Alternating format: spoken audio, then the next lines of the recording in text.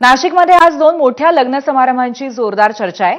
ठाकरे गटाच्या नेत्याच्या मुलीच्या लग्नाला उपमुख्यमंत्री एकनाथ शिंदे जाणार आहेत।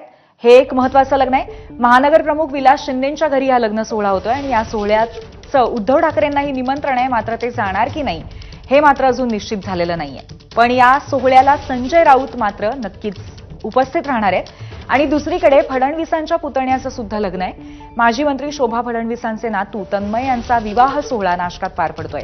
संदीप सुराणा यांची कन्या सिद्धी यांच्याशी हा विवाह पार पडतोय। फडणवीस या लग्नासाठी कालपासूनच नाशकात मुक्कामी आहेत। तसंच राज्यपाल सीपी राधाकृष्णन सुद्धा नाशकात दाखल होणार आहेत।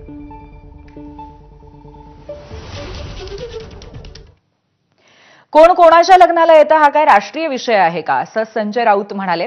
मंगल कार्यामध्ये कुणी कुणाला आशीर्वाद द्यायचा हा ज्याचा त्याचा प्रश्न आहे, असंही ते म्हणाले। कोण कोणाच्या लग्नाला येत आहे हा काय राष्ट्रीय आणि राजकीय विषय मला वाटत नाही। तो काय फार गांभीर्याने घ्यावा असं मला आता वाटत नाही।